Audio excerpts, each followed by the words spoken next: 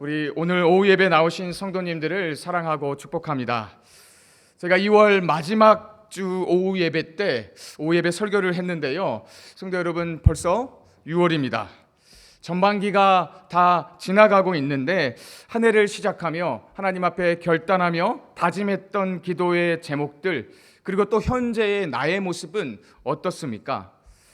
충정의 성도 여러분, 신앙에는요 두 종류의 신앙이 있습니다. 하나는 오뚜기 신앙이고 또 하나는 오작동의 신앙입니다. 여기서 오뚜기는요 먹는 오뚜기를 말하는 게 아닙니다.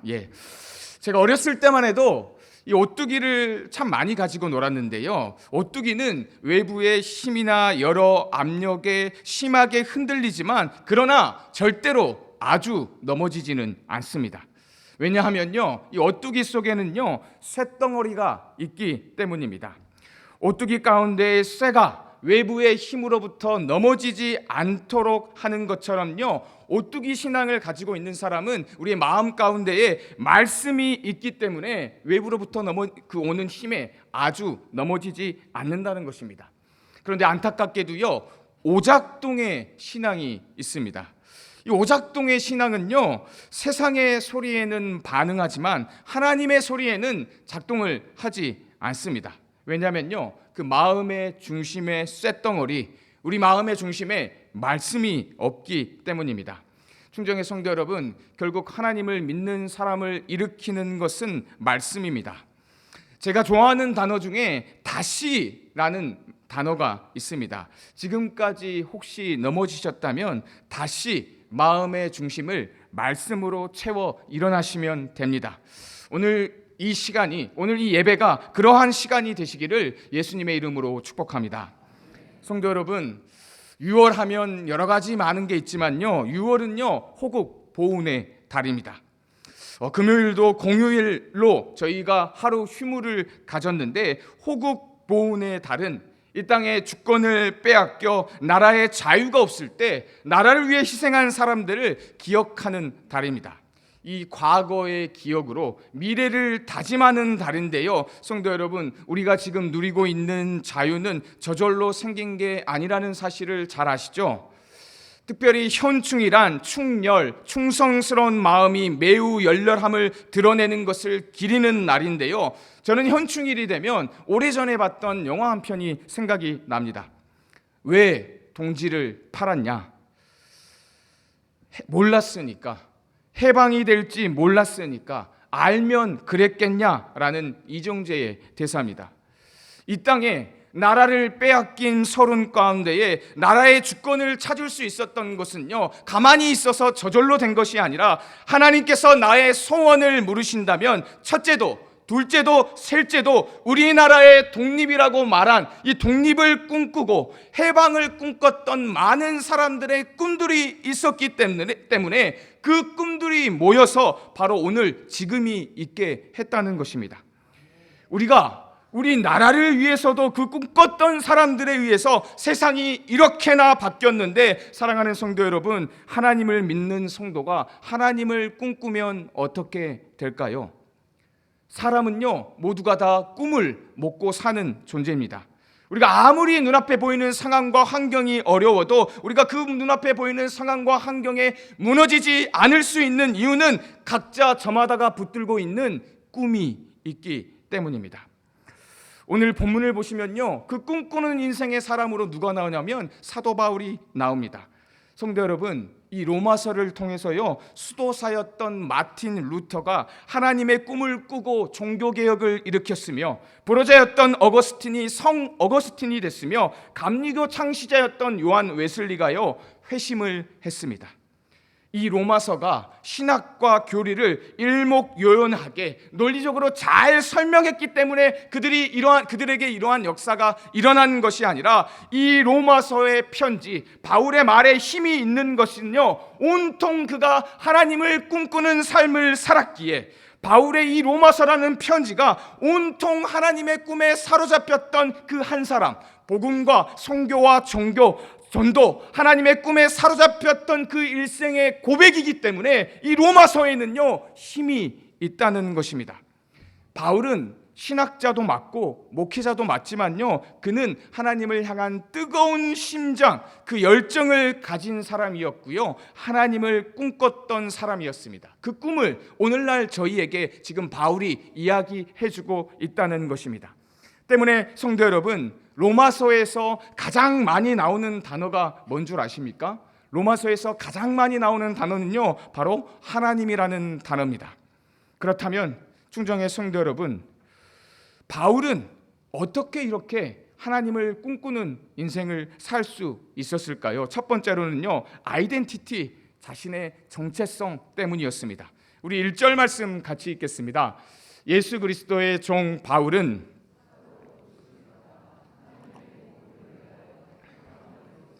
아멘.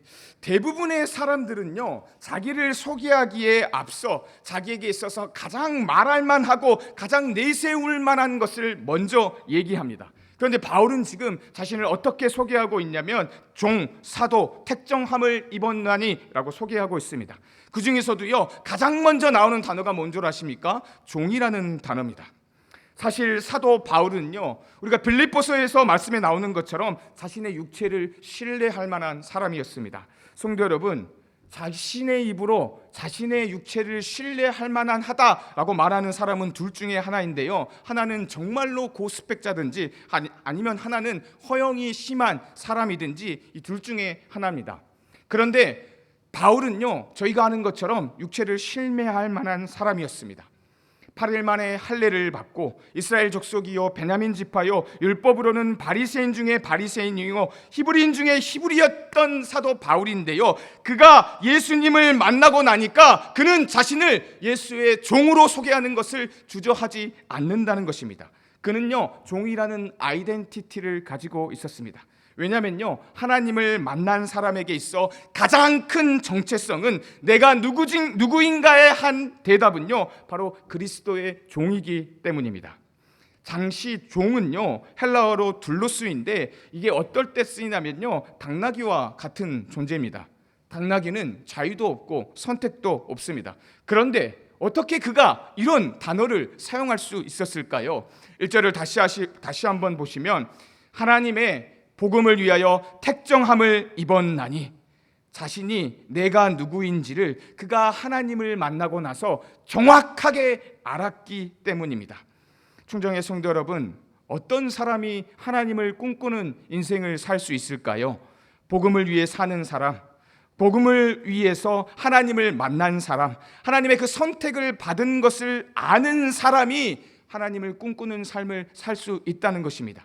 그래서 칼빈의 기독교 강론을 보시면요, 하나님을 알지 못하면 나를 알지 못하고 하나님을 알 때 우리가 비로소 내가 누구인지를 알게 된다고 얘기하고 있습니다.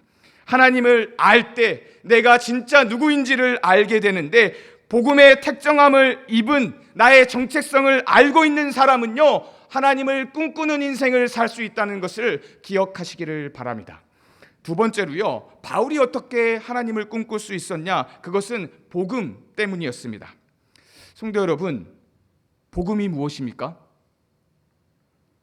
복음이 무엇일까요? 오늘날 복음이 무엇이냐고 물어보면요, 교회 안에 이것을 대답하지 못하는 사람이 생각보다 많습니다. 너무나 오랫동안 들어왔고 또 익숙한 단어인데요, 복음의 정의를 말하지를 못합니다. 성도 여러분, 내가 아는 것을 말로 표현하지 못하는 것은요, 사실 그건 알고 있는 것이 아닙니다. 복음은요, 우리가 천국에 가는 방법을 얘기하는 걸까요? 아니면 좀 더 나은 그리스도인, 좀 더 나은 인간, 좀 더 나은 사람으로 어떻게 살아야 할지를 도와주는 기술이 바로 복음일까요? 아닙니다. 이런 것은 충고에 가깝지 복음이 아닙니다. 복음은요, 우리가 행해야 할 무엇이 아니라 우리를 위해 행해진 무엇이며 우리가 반응해야 하는 어떤 것, 즉 소식이라는 것입니다. 오늘날 많은 사람들이요, 이 소식을 충고로 바꿔버렸습니다. 그러나 충고와 소식은 완전히 다른 말입니다. 소식은요, 뭔가 중요한 일이 일어났음을 알리는 것이 소식인데, 바울은 그것을 2절부터 4절에 말하고 있습니다. 이 복음은 하나님이 선지자를 통하여 그의 아들에 관하여 성경에 미리 약속하신 것이라. 그의 아들에 관하여 말하면 육신으로는 다윗의 혈통에서 나셨고 성결의 영으로는 죽은 자들 가운데서 부활하사 능력으로 하나님의 아들로 선포되셨으니 곧 우리 주 예수 그리스도시니라. 아멘. 성경에 예언된 신성과 인성을 가진 하나님이신 예수님이 우리를 찾아오셨고 죄인을 부르시러 오셨고 죽은 자들 가운데서 부활하셨으며 그 능력으로 그 능력의 예수님, 그분 자체가 복음이며 복음이 하나님의 아들로 선포된 것, 즉 이 소식이 우리에게 있어서 복음이라는 것입니다. 복음의 주인공이 예수님이라는 것을 알고, 우리가 이 복음의 내용을 알고 복음의 소식이 내 안에 실제가 될 때, 또 이 복음을 아는 것에만 그치는 것이 아니라 이 복음의 내용을 내 입술로 선포할 때 우리 안에 어떤 일이 일어나냐면요, 우리 안에 어떤 역사가 일어나냐면 하나님을 꿈꾸게 되는 역사가 일어나게 된다는 사실을 믿으시기를 바랍니다. 성도 여러분, 내가 누구인지를 알고 하나님이 무엇인지 복음을 아는 사람은요, 그 어떤 사람이든 누구든지 성별을 불문하고 하나님을 꿈꿀 수 있습니다. 그런데요, 그 꿈을 위해서는요, 한 가지 부족한 게 있습니다. 하나님을 꿈꾸기 위해서는 우리가 반드시 갖춰야 할 그 한 가지가 더 있습니다. 그 한 가지가 더 뭐냐면요, 바로 순종입니다. 우리 5절부터 6절의 말씀 보겠습니다. 그로 말미암아 우리가 은혜와 사도로 직분을 받아 그의 이름을 위하여 모든 이방인 중에서 믿어 순종하게 하나니 너희도 그들 중에서 예수 그리스도의 것으로 부르심을 받은 자니라. 아멘. 충정의 성도 여러분, 예수님께서 가장 먼저 기적을 행하신 곳이 어딜까요? 가나의 혼인잔치입니다. 그런데 그 혼인잔치에서요, 포도주가 다 떨어져 버렸습니다. 당시 잔치에서 포도주가 떨어진다는 것은요, 매우 중대한 문제였고요, 그 잔치를 더 이상 잔치라고 얘기할 수 없는 상황이었습니다. 그러니까 이 포도주가 떨어졌다는 것은 기쁨이 떨어져 버린 것과 같은 말입니다. 이 기쁨의 잔치에 포도주가 없어서 기쁨이 결핍으로 바뀌려고 하는 순간 우리가 어떻게 해야 할까요? 그런데 이러한 순간 우리의 인생 가운데도 많이 찾아오는데요, 우리의 힘으로는 이것을 해결할 수가 없습니다. 왜냐하면 예수 없이 사는 우리의 인생이 포도주에 떨어진 잔치와 같은 인생이기 때문입니다. 그런데요, 이 요한복음 2장 5절에 보시면 그의 어머니가 하인들에게 이르되 너희에게 무슨 말씀을 하시든지 그대로 하라 하시니, 가나의 혼인잔치에서 첫 번째로 어머니의 순종이 나옵니다. 이 상황을 알게 된 어머니가 이 사실을 먼저 예수께 알려주고 또 하인들에게도 알려줍니다. 이 어머니는요, 예수께서 어떻게 하실지를 믿었습니다. 그래서 요한복음 2장 7절에 보시면 예수께서 그들에게 이르시되 항아리에 물을 채우라 하신즉 아기까지 채우니 라고 얘기하고 있습니다. 저희가 보진 않았지만요, 8절에 보시면 하인들이 연회장에서 그것을 갖다 주는 것까지 순종하는 것을 우리가 볼 수 있습니다. 첫 번째로는 어머니의 순종이 있었고 두 번째로는 하인들의 순종이 있었습니다. 만약에 이 떨어진 포도주가 그 하인들이 예수님이 하시는 말씀을 듣고 물을 채우지 않았다면 어떻게 됐을까요? 그 물을 또 가져다 주지 않았다면 어떻게 되었을까요? 아무런 역사도 일어나지 않았을 것입니다. 그들이 자기의 생각과 자기의 경험을 내려놓고 순종했기 때문에 기적의 역사가 일어나는 것입니다. 그리고 이 기쁨은 누구만 아시는 줄 아십니까? 이 기쁨은요, 순종한 하인들만 압니다. 마찬가지로 우리가 하나님을 꿈꾸는 인생이 되기 위해서는요, 우리에게 반드시 필요한 게 있다면 그것은 순종이라는 것입니다. 왜냐하면요, 순종이 없는 머리로만 아는 신앙은 힘이 없고 능력이 없기 때문입니다. 그러나 순종하는 사람은요, 그 마음 가운데 무엇이 있냐면 기쁨이 있습니다.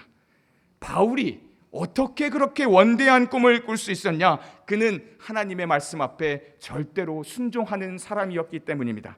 그래서 성경을 보시면요, 구약 성경에서부터 신약 성경에 이르기까지 일맥상통하게 무엇을 얘기하고 있냐면 순종을 우리에게 말하고 있습니다. 말씀을 정리할까 합니다. 제가 TV 프로를 잘 보지는 않는데요. 전 세계 열방을 내가 갈 수는 없지만 가고 싶은 마음에서 이 전 세계를 돌아다니는 태어난 김에 세계 일주라는 프로를 제가 종종 봅니다. 그런데 그 프로에서는 누가 나오냐면 기안 84가 나옵니다. 그런데 이 기안 84가요, 예전에 연기 대상을 받으면서 수상 소감을 한 것이 아직도 제 기억에 생생한데요. 그가 어떻게 수상 소감을 했냐면, 그가 어린아이에게 사인을 해줄 때 꿈이 무엇이냐고 물어본다고 합니다.